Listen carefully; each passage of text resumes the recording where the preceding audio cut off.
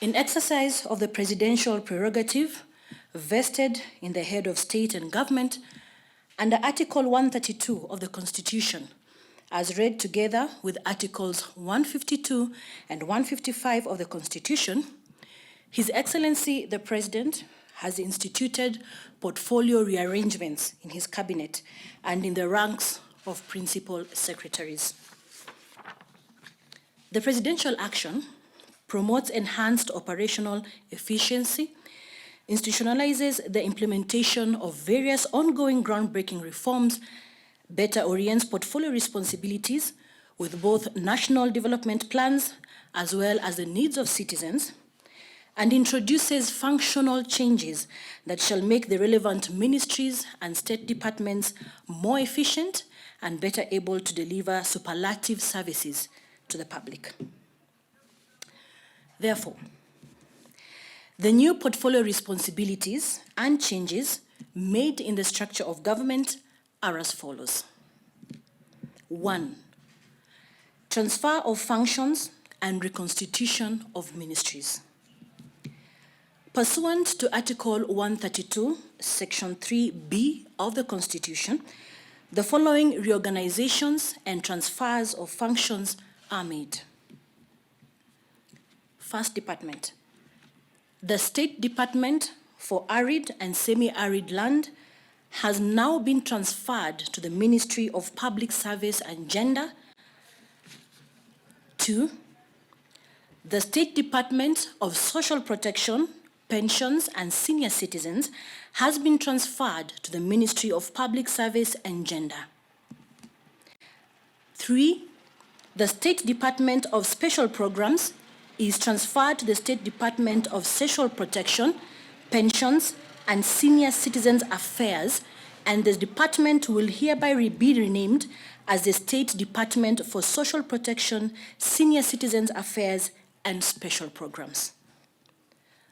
The Ministry of Devolution and the ASOLs, that is the Arid and Semi-Arid Land, is hereby reconstituted and renamed as the Ministry of Devolution.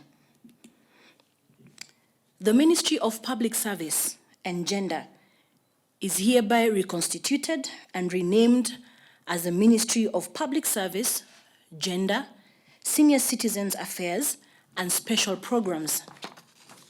And finally, the Ministry of Labor and Social Protection is hereby reconstituted and renamed as the Ministry of Labor. 2. Reassignment of Cabinet Secretaries. In accordance with Article 155, Section 5A of the Constitution, the following Cabinet Secretaries have been reassigned. Cabinet Secretary Ambassador Dr. Monica Juma moves from the Ministry of Defense to the Ministry of Energy. Cabinet Secretary Honorable Charles Keter moves and becomes the Cabinet Secretary of the Ministry of Devolution.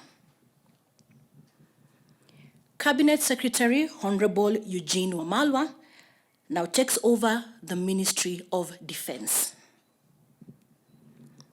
Cabinet Secretary Margaret Kobia retains her portfolio, but as you saw earlier, it was her, she got more duties, and with the new ministry, it will now be the Ministry of Public Service, Gender, Senior Citizens Affairs, and Special Programs.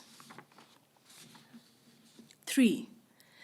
The reassignment of principal secretaries. In accordance with Article 155, Section 4 of the Constitution, the following principal secretaries have been reassigned.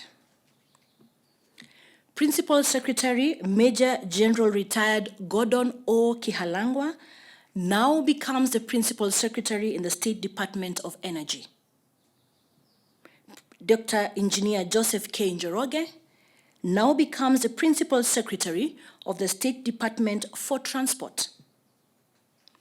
Mr. Solomon Kitungo now becomes the Principal Secretary of the State Department of Public Works. Mr. Nelson Maras Ospita now becomes the Principal Secretary, State Department for Special Protection, Senior Citizens Affairs, and Special Programs. Ladies and gentlemen, those changes take effect immediately.